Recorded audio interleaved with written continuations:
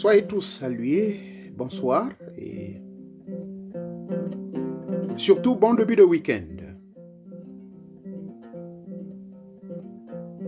L'enseignement d'aujourd'hui, en fait, va tourner autour des questions que sûrement beaucoup d'entre vous vous posiez. La question sur la spiritualité africaine.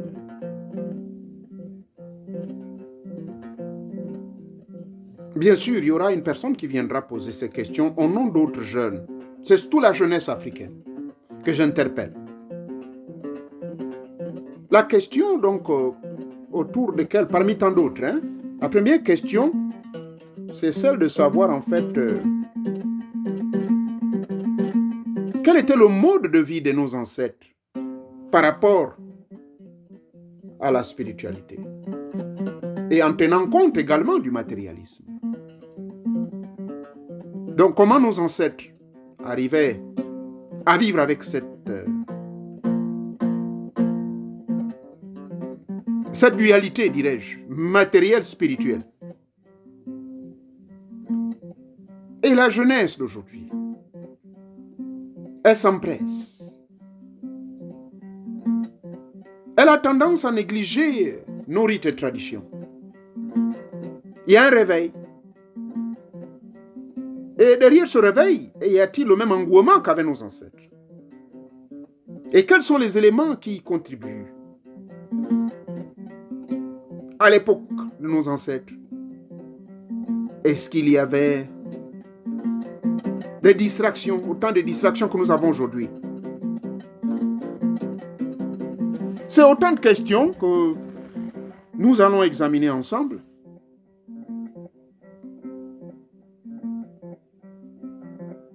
Mais d'entrée de jeu, je veux pouvoir déjà ouvrir le bal par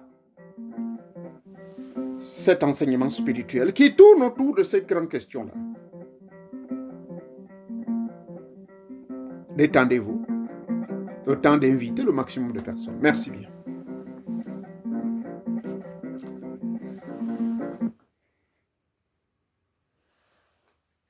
Bien. Alors, comme je le disais tout au début, je vais pouvoir donc, veuillez me pardonner, je vous permets donc de finir, de vous détendre totalement et d'inviter le maximum de personnes, s'il vous plaît.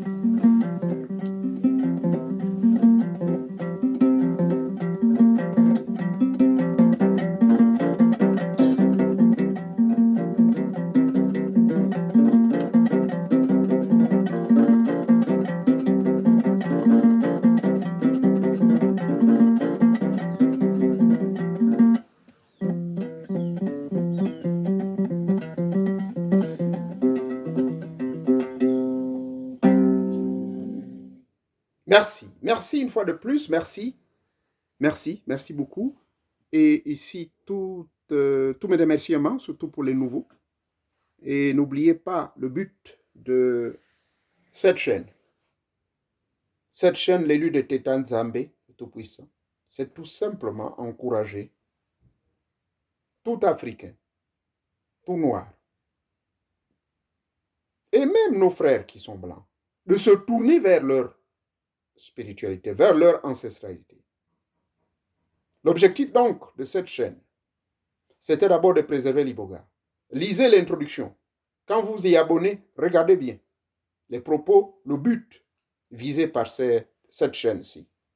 Donc mon rôle ici, c'est justement de venir partager les soucis, partager les inquiétudes de beaucoup de personnes, venir discuter des questions que les gens se posent Et parfois, j'ai des invités. Aujourd'hui, j'ai une invitée qui s'est posé trop de questions en privé. Je lui ai dit, écoute, autant venir donc partager ses inquiétudes avec le public ici pour que tous puissent profiter de ma petite expérience et ma petite sagesse sur ces questions en rapport avec la vie de manière générale et surtout de la spiritualité. Parlant de spiritualité, justement, c'est le deuxième but de cette chaîne de l'élu de Teta Nzambe. C'est éveiller les consciences divines, éveiller les esprits de tous les jeunes. Lesquels jeunes? Vous verrez cela même à travers les questions qui vont être abordées. Aujourd'hui, s'intéresse beaucoup plus au matérialisme. Est-ce qu'il est mauvais d'avoir des biens matériels? Point d'interrogation, nous verrons tout cela. Donc, c'est cela le deuxième but. C'est, un, protéger l'Iboga. De deux, d'encourager, surtout les jeunes. Je suis très inquiet pour la jeunesse. C'est vrai que ceux de nos générations préfèrent garder ces secrets, préfèrent garder ces informations pour elles-mêmes, pour eux-mêmes. Mais moi, j'ai décidé que non, je ne peux pas garder ça pour moi. Parce que bientôt, je vais partir, il faut une relève. Il faut qu'il y ait d'autres qui puissent bénéficier de ces connaissances et soient en mesure de faire passer ces connaissances auprès des autres jeunes. C'est pour cela que vous verrez, il y a plus de 530 vidéos disponibles ici. Et de ces 530 combien de vidéos, sur cette chaîne seulement, il y a un jeune qui vraiment a fait un travail énorme. Il est allé récupérer quelques vidéos disponibles sur ma page Facebook, parce que là-bas également, il y a des vidéos éducationnelles, des vidéos vraiment spirituelles. Il y a même des rites qui sont disponibles. Et sur ce, donc, il y a plus de 200 rites pratiques que vous pouvez faire chez vous. Lesquels rites, normalement, sont là d'abord pour éveiller votre conscience divine et ensuite vous aider dans le plan matériel. Je dirais ceci pour ouvrir mes propos avant que nous nous engageons et rentrons dans ce jeu de questions-réponses. 1. Nous sommes esprits à l'origine. Je ne sais pas si vous le saviez. Nous sommes esprits. Et étant d'essence spirituelle divine, c'est les faits historiques et scientifiques sont là. La matière a commencé à partir de l'énergie. Les 112 ou 116 éléments de l'atome que nous, aujourd'hui, l'homme a réussi à maîtriser, ces 116 éléments appartiennent venant tous de l'atome. C'est à peine perceptible par les yeux. D'accord? Vous ne pouvez pas voir cela. Mais il y a une matérialité. C'est ainsi que la matière, donc, que nous voyons, vient de l'esprit. Au commencement, quand nous voyons l'histoire de la création, c'est le credo que je répéterai tous les jours, mais faut-il vous rafraîchir la mémoire parce que la répétition est l'ami de la sagesse. Créé à l'image de Dieu, nous le fûmes. Ressemblant en Dieu, nous le sommes. Esprit vivant dans un corps physique matériel, nous le sommes toujours. Évoluant, et après le temps venu, on va dévoluer ou nous allons nous incarner. Et le phénomène d'incarnation et réincarnation, justement, explique que s'incarner, c'est prendre chair. C'est notre esprit, c'est notre âme qui prend chair. J'ai déjà donné plusieurs enseignements, la différence entre l'âme, l'esprit et le corps physique. Dieu donc nous a créés à son image. Il a insufflé en nous, après avoir créé le corps matériel. Ce corps matériel n'est qu'un sarcophage, ce n'est que l'enveloppe. C'est rien du tout. Poussière, tu es poussière, tu retournes à la poussière. Alors la matière se détériore, voilà pourquoi si vous ne vous douchez pas au moins 2 fois par jour, même une seule fois quand vous allez vous doucher, sans pourtant faire le sport, vous verrez que lorsque vous allez faire ceci, il y aura toujours la poussière. Et pourtant, vous direz, je ne me suis pas exposé à la poussière, où étais-je? Non, mais parce que nous sommes poussière, fait à partir de la poussière. Je parle du corps matériel qui est ici, le grossier, celui que vous voyez, gesticulé. Mais à l'intérieur duquel, celui qui s'exprime en fait n'est pas ce corps physique. Le corps physique n'est qu'un symbole. Le corps physique n'est qu'une expression. Donc, nous sommes esprits d'origine et d'essence. Étant esprit des sens, notre rôle donc, c'est de mettre notre corps physique aux commandes de l'esprit. Malgré cette dualité, malgré cette contradiction, malgré cette lutte entre la matière et l'esprit, mais je vous dis, ce n'est qu'une apparence. La matière ne peut pas oser lutter avec l'esprit. Mais c'est l'homme qui semble créer ce conflit par des discours et des philosophies distrayants. En réalité, l'homme que nous sommes l'intermédiaire entre la matière et l'immatériel, entre le physique et le métaphysique, entre le monde des vivants et le monde des morts, pour ne pas dire le monde des esprits. Et cela est très important. Pourquoi nous sommes l'intermédiaire? Parce qu'en nous, nous avons l'esprit. Et c'est ce qui fait qu'à travers la prière, nous communions avec Dieu. Nous ne le voyons pas pourtant, mais nous le sentons. Ce n'est pas le physique qui se connecte à Dieu, mais c'est le divin qui se connecte à Dieu, pour nous rappeler notre source, où nous venons. Et depuis la nuit des temps, ça a été toujours ainsi. C'est-à-dire, nos ancêtres aussi vivaient comme cela. Ils vivaient en harmonie avec la nature, en harmonie avec les dieux. D'ailleurs, la pêche, l'agriculture, la construction, tout était toujours consacré à nos dieux. C'est-à-dire, il y avait des prières qui étaient faites. Ces prières étaient une manière d'exprimer notre divinité et de reconnaître qu'en fait, rien ne peut se passer dans le plan matériel sans le moteur, sans l'approbation ou reconnaître qu'il y a un moteur derrière ce corps matériel. Donc, pour résumer ceci, pour dire, dans votre vie de tous les jours, je crois que l'apôtre Paul, le prophète Mohammed et bien d'autres, là je cite des leaders religieux, Bouddha lui-même, Bouddha parle du détachement. Nous devons faire tout le possible de pouvoir se détacher. Il y a une raison fondamentale parce que plus vous aimez les choses de ce monde et les plaisirs de ce monde, vous aurez tendance à vous attacher. Mais quand vous attachez, là vous ne jouez plus le rôle. Or, votre rôle, c'est de vivre en équilibre. C'est d'être là, au centre. Est-ce qu'il est mauvais d'avoir de l'argent? Non, ça va toujours nous aider. Ça va toujours nous aider à pouvoir résoudre les problèmes matériels. Mais c'est l'esprit qui doit nous guider. L'esprit doit nous guider quant aux choix que nous faisons, les choix que nous faisons dans nos vies.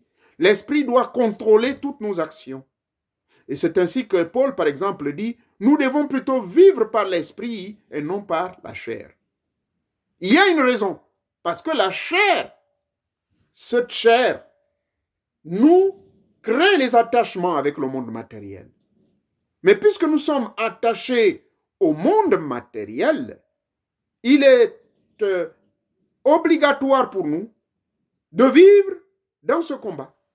Le combat qui consiste pour nous justement d'éviter que la matière ait le dessus sur nous.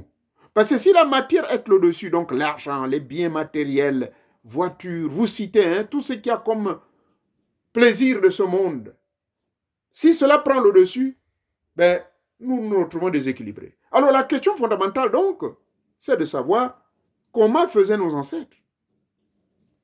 Je vais vous répondre à ces questions-là. Et la jeunesse d'aujourd'hui, comment devait-elle vivre par rapport à cette vérité? C'est des faits. Nous vivons à un monde au XXIe siècle accéléré, tout va vite. Alors, la question, comment la jeunesse doit-elle faire? Nous avons remarqué un engouement dans nos forums, au Cameroun, au Gabon, au Bénin, au Congo, au Togo, des groupes qui se créent vite. Mais ces groupes qui se créent, est-ce que c'est pour venir? Est-ce que quand vous allez me recevoir, c'est pour réellement l'éveil de votre esprit? Est-ce que c'est pour vous spiritualiser? Si oui, est-ce que cela va se passer en un jour? Est-ce que ce sera en un temps record? Ou bien vous venez, c'est pour venir prendre les techniques pour devenir riche, les techniques, les secrets, soi-disant. Mais vous allez comprendre que les secrets spirituels qu'on vous donne, il vous faut être spirituel pour que cela marche. Voilà l'autre problème. Mais il y a certains jeunes à qui on donne ces recettes, mais ils se sentent bloqués. Pourquoi? Parce que leur esprit est endormi. D'où cet encouragement où je vous ai donné des enseignements ici qui sont disponibles, de faire d'abord l'initiation douce. Et cette initiation douce passe justement par les techniques de l'éveil de votre esprit. Pour réveiller votre esprit, c'est d'abord la prise de conscience de soi. La méditation qui est la clé principale. Et de cette méditation, vous verrez que plus vous allez vous méditer, plus vous apprendrez à votre corps à se discipliner. Or, pour discipliner votre corps, eh bien, c'est aussi le repos. Pourquoi pas? Eh bien, voilà. C'est aussi vous reposer. Tranquillement, il faut apprendre à vous reposer. Vous pouvez aussi dormir. Mais se reposer, c'est différent de dormir. Vous vous reposez, vous vous relaxez. Laissez votre corps récupérer afin de permettre votre âme aussi de travailler. Vous comprenez? Donc cela est très important. La méditation, les techniques de visualisation, les techniques de concentration, les techniques de création, les techniques de bilocation sous 3 formes. Tout ce que je vous dis, c'est là. Les enseignements sont disponibles pourtant. Mais est-ce que c'est cela qui vous empresse quand vous voulez que je vienne, vous vous apprêtez à m'inviter, organiser les séminaires? Oui, il y a certains qui, il y a des personnes qui m'ont invité là, dans 2 ou 3 semaines, ces personnes-là vont me recevoir. Mais je vous dis à travers cette vidéo que quand vous allez me recevoir, ce n'est pas pour que je vienne vous donner des rites. Je n'aimerais pas que ce séminaire, vous-même vous avez choisi les thèmes. Dieu merci. Il faut toujours choisir les thèmes à l'avance. Mais ces thèmes que vous choisissez à l'avance, c'est sur ça qu'il faut se concentrer. Il ne faut plus détourner mon attention pour me dire, oh maître, donnez-nous le rite, comment attirer l'argent vite. Donnez-nous le rite, comment dominer mon patron. Donnez-nous le rite. Vous voyez? Est-ce que votre priorité, c'est la matérialisation ou bien c'est la spiritualisation? Ce sont ces questions autour desquelles, aujourd'hui, nous allons trouver des réponses. Sans plus tarder, donc, je vais appeler, comment dirais-je, une personne qui va sûrement poser beaucoup de questions et je ferai donc, je me ferai le devoir de tenter de répondre à ces questions. D'accord?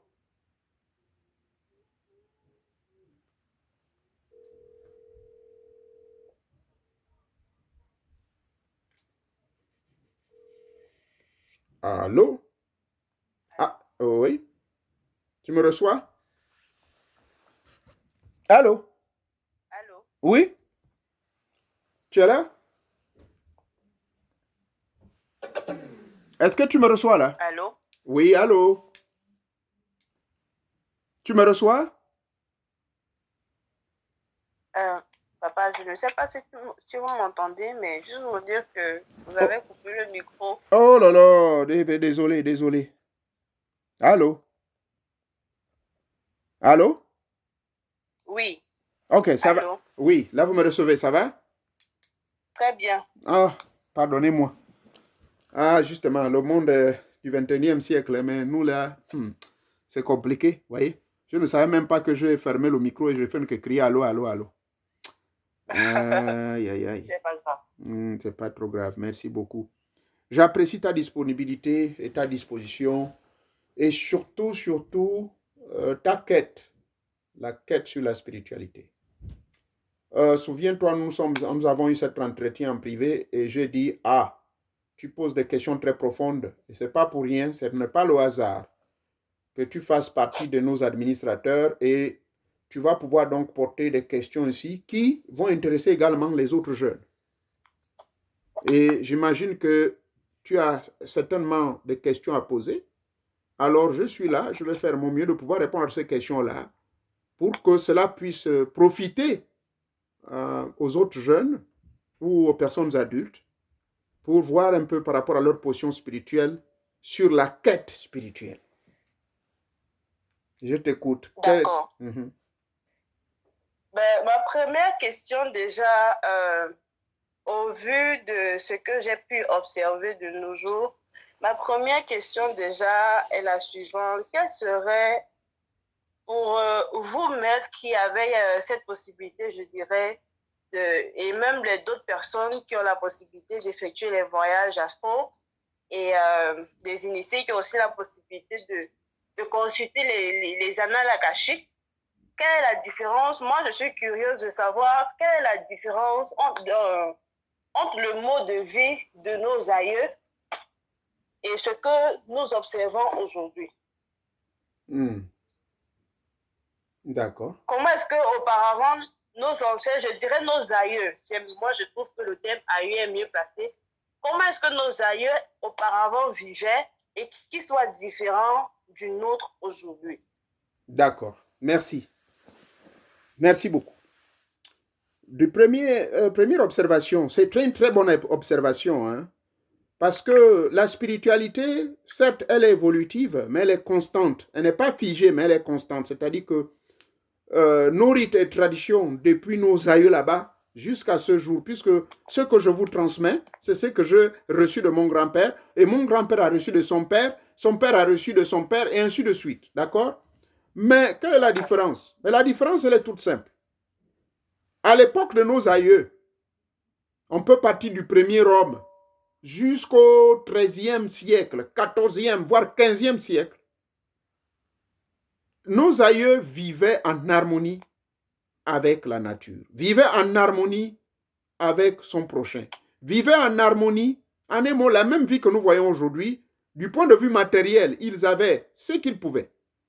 Ils avaient le matériel, il y avait l'or, il y a toujours eu l'or et les diamants de toutes les façons. Quand vous lisez les livres saints, hein, on vous dira que les diamants, les pierres précieuses qui étaient gardées par un esprit très puissant, un chérubin, eh bien, celui qui était là pour garder ces richesses-là, pour que l'homme s'en serve. Donc, nos ancêtres, nos aïeux avaient également les biens matériels et ils vivaient également dans la spiritualité. Mais la différence se situe où?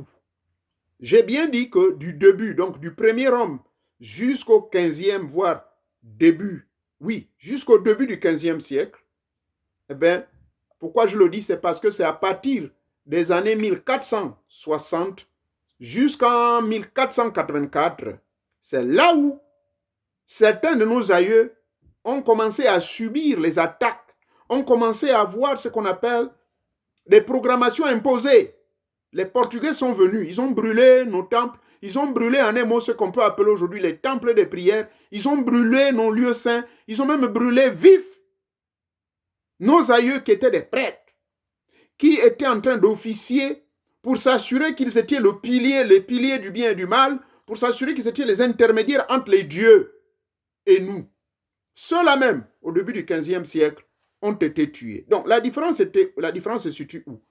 Avant cette période, nos ancêtres n'avaient pas de programmation. Ils n'avaient pas plusieurs cerveaux.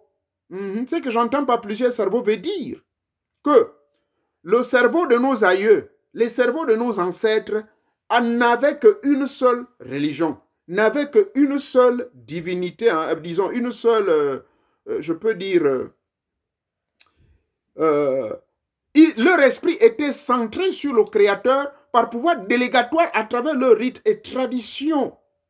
Ils n'avaient pas une certaine concurrence religieuse, mystico-spirituelle venant d'ailleurs pour venir leur imposer des philosophies étrangères.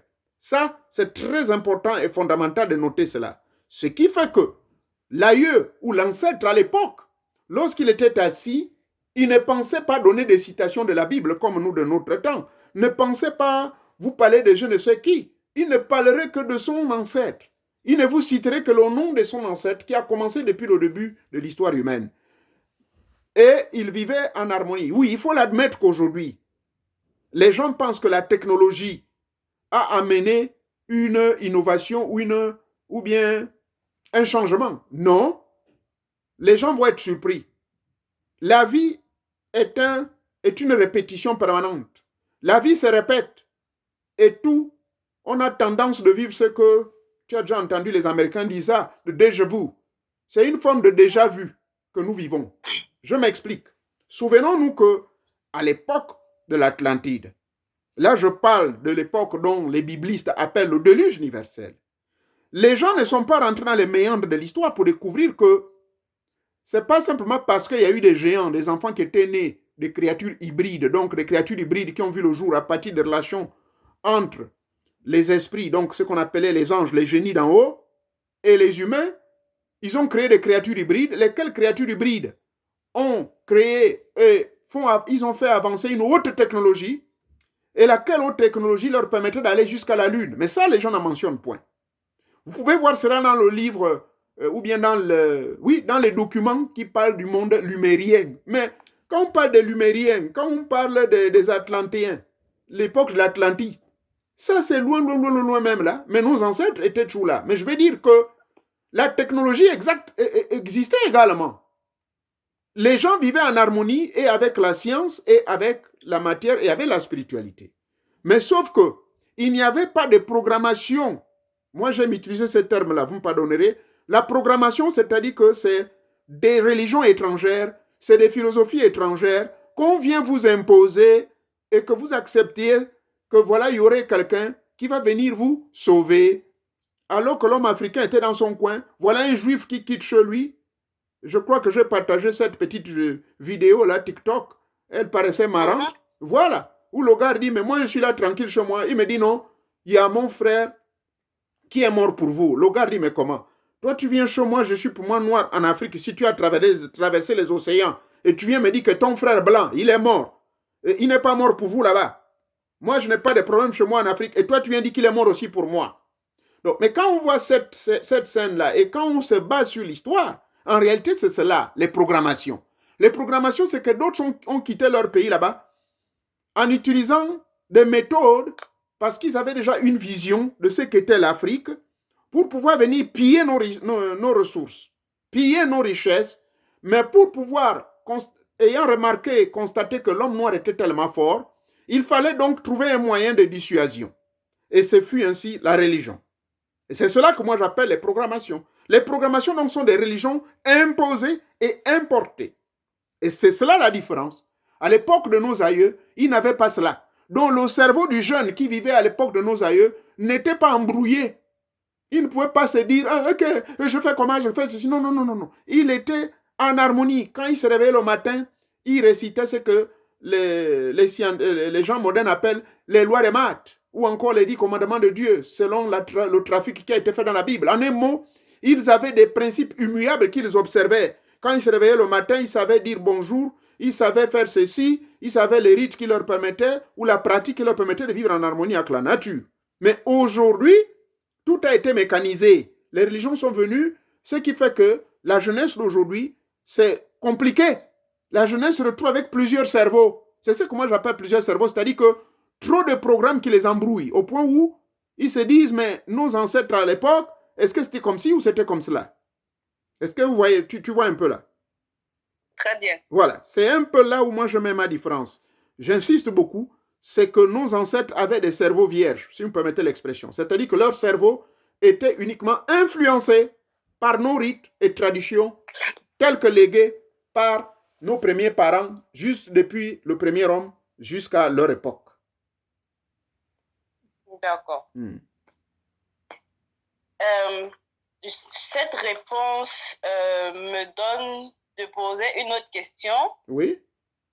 Ce n'est vraiment pas pour insulter la mémoire des nôtres, mais quelqu'un pourrait se poser la question à savoir si vraiment, comme on le dit, mais pas si, nos aïeux étaient vraiment connectés avec la nature, bien que la technologie existait, ils étaient connectés avec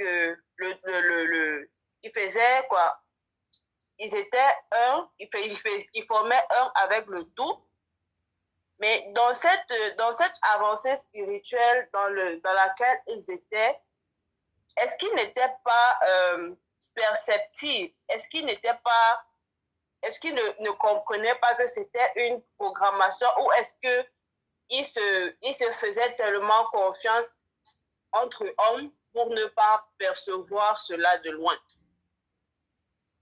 Percevoir, tu veux dire par là que quoi? Est-ce qu'eux, ils ne pouvaient pas percevoir de loin que nos futures générations vont être détournées par des programmations? Non, pas percevoir nos futures générations, mais percevoir que ce qui est en train d'être fait là, c'est en train d'être déculturalisé. je vais prendre la colonisation, par exemple. Est-ce qu'ils n'ont pas vu la colonisation comme un moyen de nous défaire de nos rites, de notre culture, de nos pratiques, et j'en passe?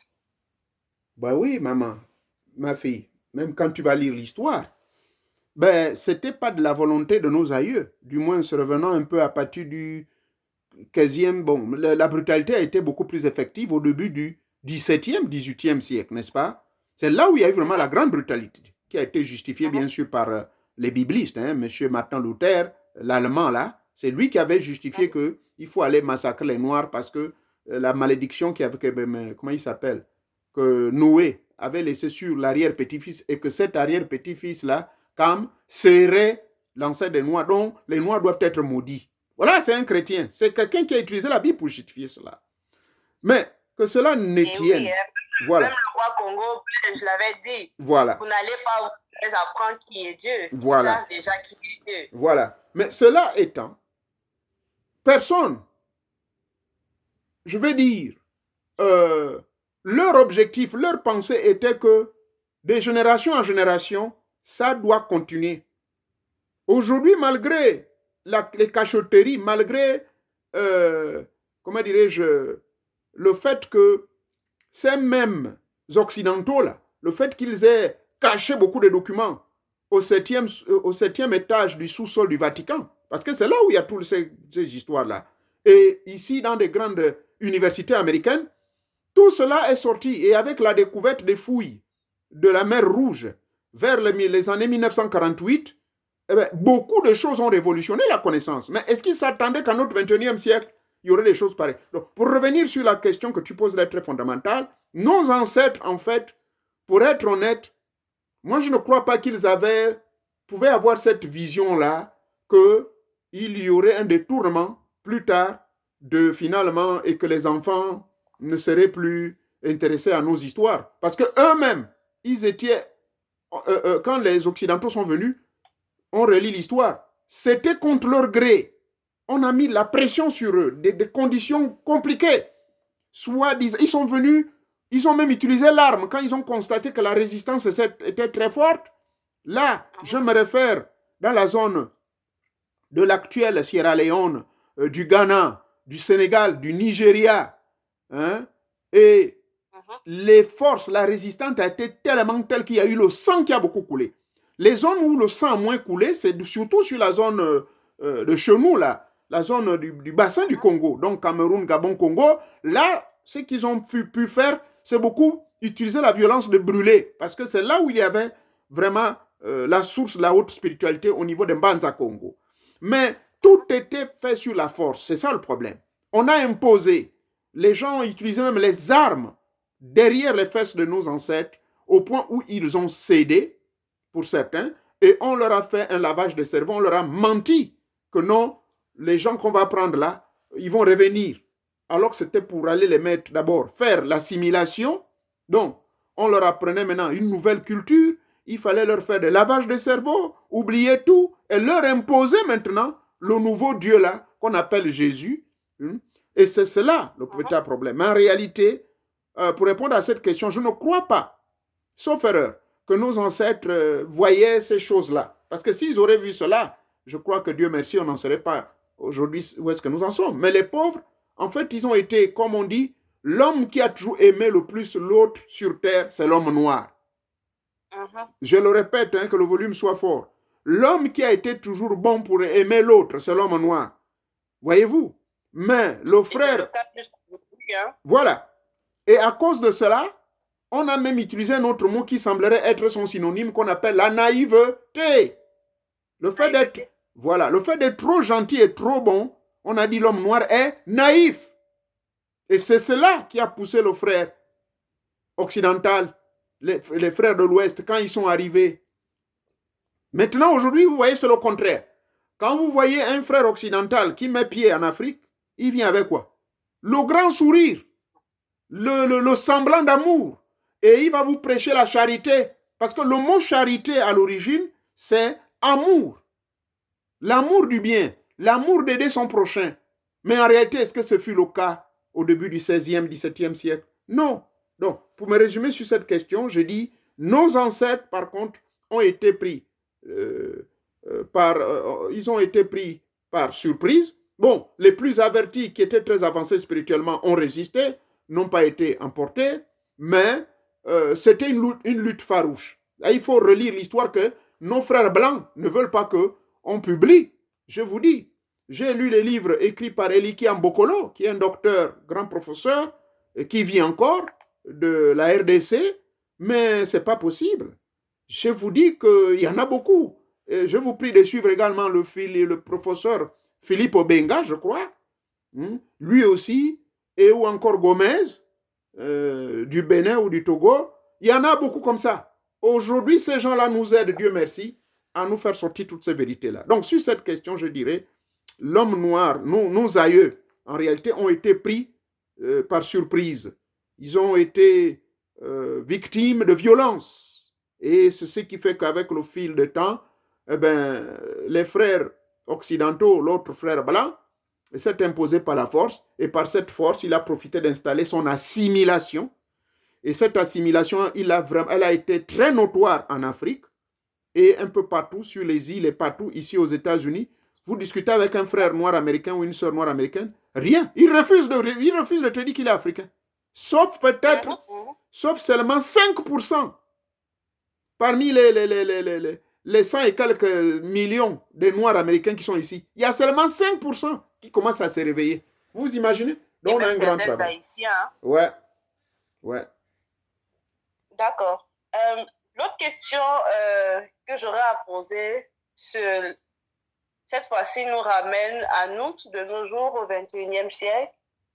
On comprend qu'après toute cette imposition, toute cette colonisation et tout, aujourd'hui, on se retrouve avec certains individus, avec, je vais dire, des cerveaux homo, d'autres des cerveaux hétéros. Lorsque je dis homo, c'est gens peut-être qui sont branchés soit à la religion peut-être dite chrétienne, d'autres sont branchés aux traditions de chez nous, d'autres qui sont partagés entre les deux. Moi, ma question maintenant est centrée par rapport à ceux qui sont partagés entre les deux. Il y a des individus, ce qui a été mon cas, par exemple, dans un premier temps. Moi, par exemple, j'ai grandi, ce qu'on m'a montré, c'est la route de l'église. Mais il y en a, au fil du temps, quand ils grandissent, ils commencent à percevoir des choses, je dis surnaturelles. Ils sont capables de dire ce qui va arriver, des messages les sont communiqués dans les songes. Dans un premier temps, je vais dire, ils sont ignorants.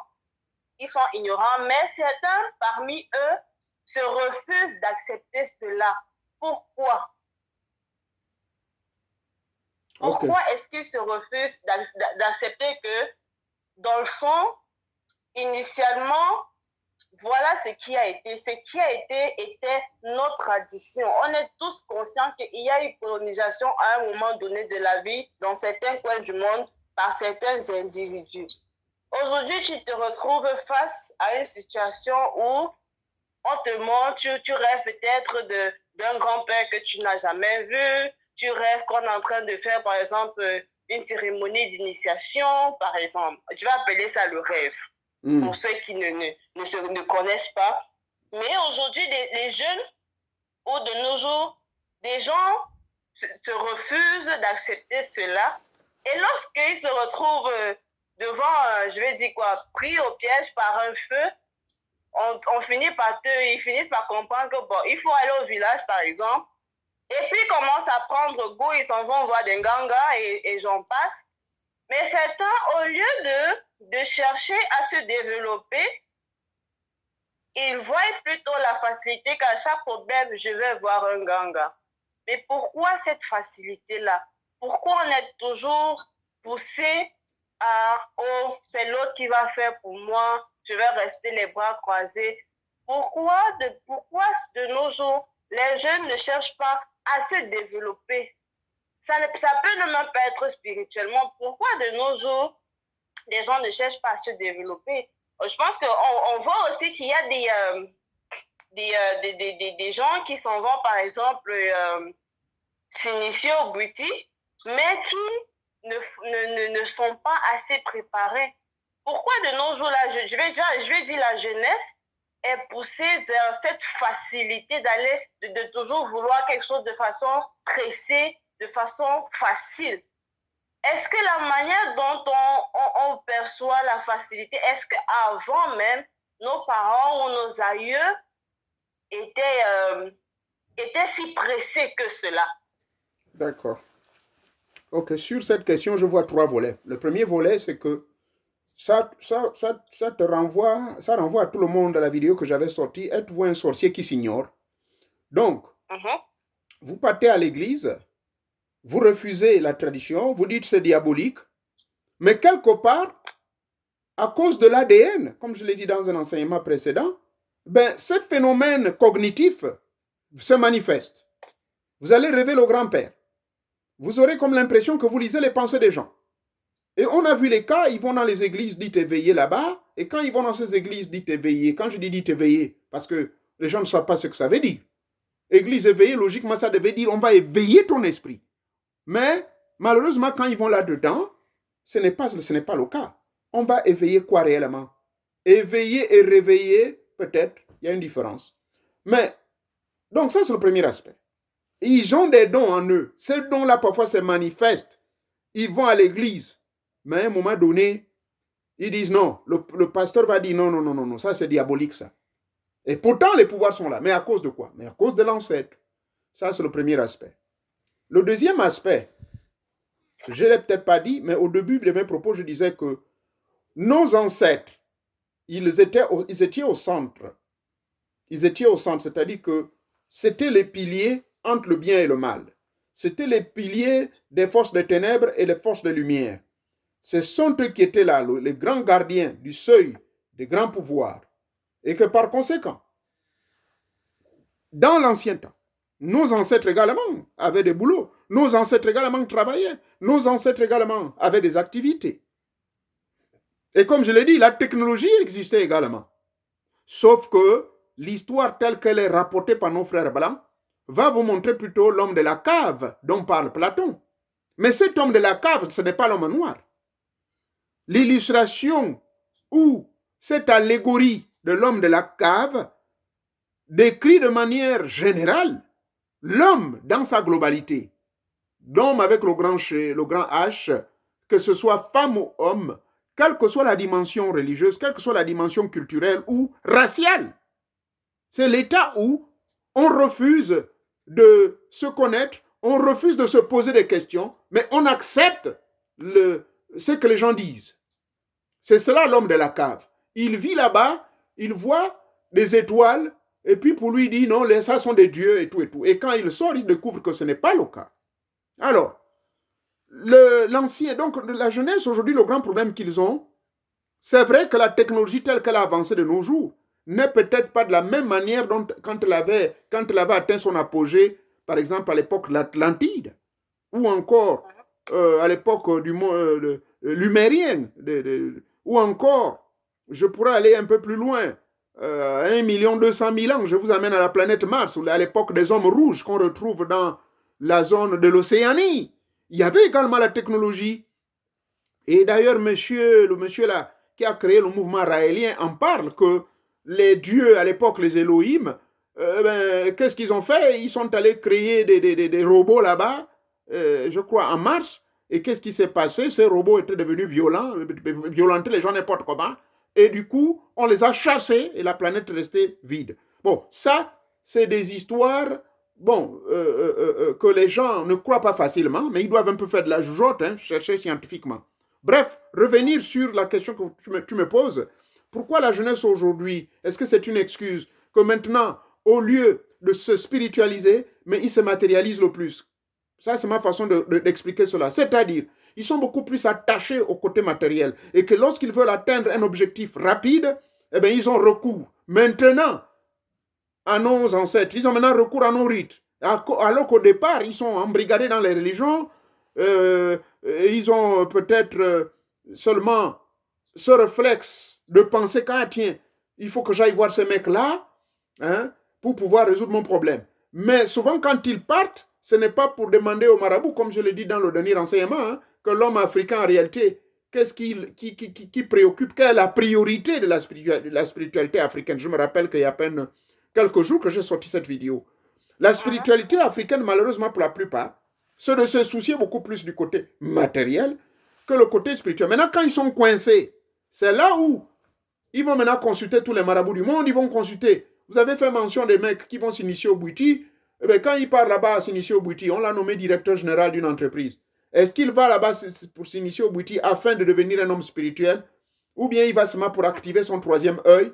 Et quand il active son troisième œil là, c'est pour faire quoi? Et c'est pas par hasard pour pouvoir dominer, pour influencer le patron, pour qu'il ait de la promotion et qu'il sera capable de donner tout ce qu'il faut pour que matériellement, il soit aisé. Ça, c'est le problème que nous avons avec les jeunes d'aujourd'hui. Et ensuite, le côté du développement individuel, ça là, ils ne mettent pas trop l'accent. J'ai fait des observations. La plupart des jeunes passent beaucoup plus le temps sur YouTube, sur Facebook, sur je ne sais quoi, sur les réseaux sociaux. Mais quand vous leur demandez de lire des livres qui ont, par exemple, 600 pages, hein, même un livre de 200 pages, ils auront des problèmes. Ils vont vous donner 1001 excuses. Bon, là, j'ai un livre, par exemple, que j'ai commencé à lire il y a 3 ou 4 jours. Le titre, c'est la liste de tous les initiés. Et parmi ces initiés, y a-t-il certains qui nous ont amené la lumière ou d'autres nous ont amené dans l'obscurité? Voilà, ça, c'est un livre de 1200 pages. Voilà, le voilà, il est là. Ça, c'est un livre de 1200 pages. Malgré mon âge, je me suis jeté un défi que je dois lire ce livre-là, quel que soit le temps que ça va prendre. 28 jours pour la première partie. Là, je suis à la page 428. Bon, 428, il reste encore combien? Wow. Il reste encore près de 800 pages. Alors, je vais faire, donc, les autres 400 prochaines pages, je vais les lire pendant 28 jours et les dernières. Donc, ça veut dire, il me faut au maximum 3 mois et j'aurai déjà compris tout le contenu de ce livre-là. Mais de nos jours, malheureusement, ce n'est plus le cas. Vous allez donner des livres aux gens, ils vous diront non.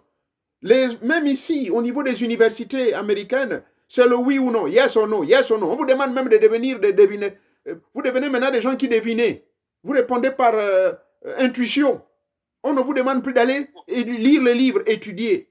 On a développé à ce 21e siècle, le siècle plutôt de la facilité, de la paresse, ce qui fait que même tu as dû faire les mêmes observations que moi. Les séminaires, toi-même tu as vu, les séminaires, mais en France, là-bas, ils ne s'agitent pas, parce que ceux-là, ils savent que non, papa, nous, on connaît le moment où on va t'appeler ici, puisque tu as été déjà chez nous, on a l'expérience. Mais voyez, au Togo, des groupes se créent, au Bénin, des groupes se sont créés, au Gabon, chez moi, les groupes se sont créés.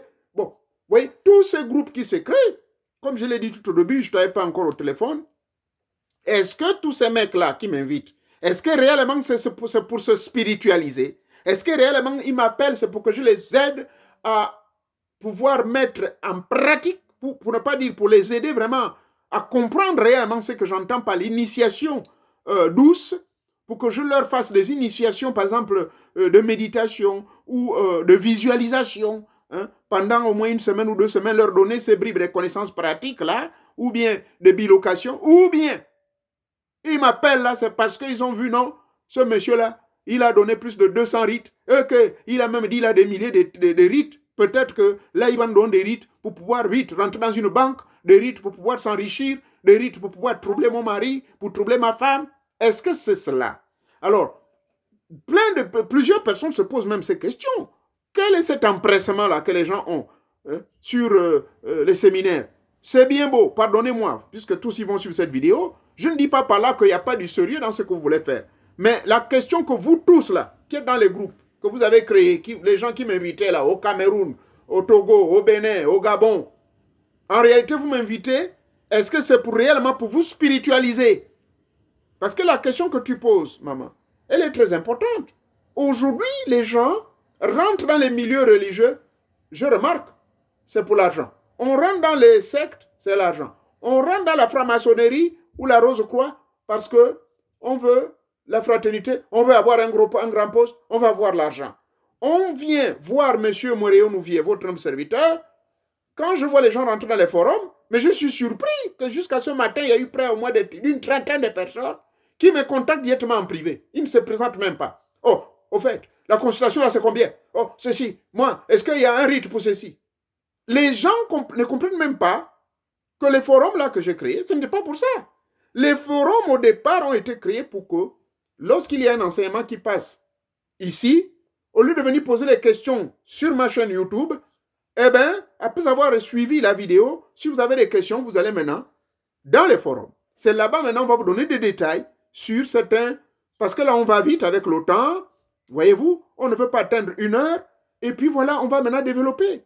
Et ensuite, c'est surtout pour les initiations douces, donc le développement de soi, hein, et ensuite l'initiation forte pour ceux qui veulent, pour pouvoir maintenant aller au village, aller s'initier dans les rites traditionnels qui vont vous permettre également de vous communier avec vos ancêtres. Donc, ta question que tu poses, je te dis qu'il y a beaucoup à dire, mais juste pour dire que oui, la jeunesse d'aujourd'hui, même pas les jeunes seulement, même les vieux, tout le monde s'est tourné toujours du côté matériel. Et ça, il y a un problème. Est-ce que nos ancêtres à leur époque, c'était comme ça? J'ai dit non, c'était pas comme ça.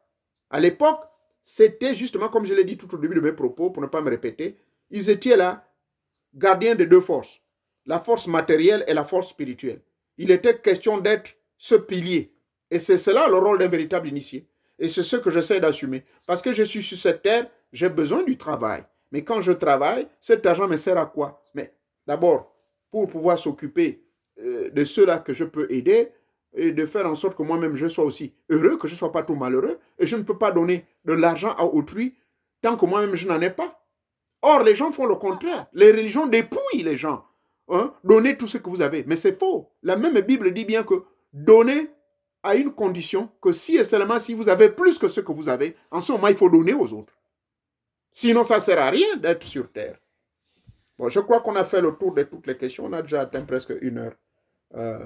Mais je rajouterais en disant que même la Bible dit aime ton prochain comme toi-même et non aime ton prochain plus que toi-même. Et moi, j'aimerais inviter mes frères, je vais dire mes frères parce que dans le monde spirituel, il n'y a pas, je pense pas qu'il y ait une hiérarchie d'âge et tout. Moi, j'inviterais tout le monde, tous ceux qui entrent dans les forums, qui disent vouloir s'élever spirituellement. Vraiment, la patience est d'or. La patience est l'une des meilleures vertus et de ne pas se précipiter. Est-ce que avant d'entrer dans un forum, de se poser la question, est-ce que c'est ce que je veux? De se poser la question, pourquoi j'y vais? De faire une introspection. Le silence, vraiment, le maître avait fait une vidéo concernant le silence. Moi, je pratiquais déjà le silence auparavant, même sans m'en rendre compte des journées où je ne voulais même pas parler à quelqu'un. Mais je m'en suis rendu compte que c'est bénéfique. Entrer en méditation, c'est dans un premier temps, dans un début, c'est communiquer même de façon inconsciente avec le monde onirique. Évitons d'envier autrui. Aujourd'hui, le maître est ce qu'il est, mais c'est après des années d'efforts. Quelqu'un plus tard va dire, ok, je vais aller m'initier dans un rite, il peut avoir peut-être tout ce que le maître a, mais la question à se poser est que, est-ce que je suis disposé à cela? Ce que X a pu faire, moi aussi je peux faire, mais la question à se poser c'est que, est-ce que je suis prêt? Est-ce que je suis préparé? Il faudra aussi savoir que, selon moi, de mes recherches, je dirais que ne nous pressons pas. Aujourd'hui, on se retrouve dans un monde où il y a des lesbiennes et des personnes, on va dire, bizarres. Mais de mon analyse, je dirais que ce sont des âmes qui se sont précipitées dans leur incarnation, puis on a ce qu'on a aujourd'hui. Certaines vont écouter les vidéos du maître, ils ne vont pas comprendre pourquoi, et puis ils vont s'endormir. Je ne peux pas les en vouloir, et je vais dire qu'ils sont nouveaux, peut-être même dans leur incarnation aussi. Mais cherchons d'abord à nous connaître. Homme, connais-toi toi-même et tu connaîtras l'univers. Sur ce, papa, je vous remercie pour vos enseignements et je vous remercie également d'avoir répondu à mes différentes questions. J'ose croire que ça édifiera également le peuple béni. Merci beaucoup, maman. Merci. Et bien voilà, c'est toi qui as tiré la conclusion. Je dirais au revoir donc à tous nos abonnés, à nos auditeurs, et portez-vous bien. Merci encore et merci pour cette belle conclusion. Et d'ici là, Portez-vous bien et passez un bon week-end parce que le week-end a commencé ce vendredi soir. Et puis, posez vos questions demain samedi. Posez les questions. N'attendez pas dimanche, lundi et mardi, mes jours de silence. Merci encore. Et d'ici là, portez-vous bien. Merci. Mhm. Bye bye. Bye.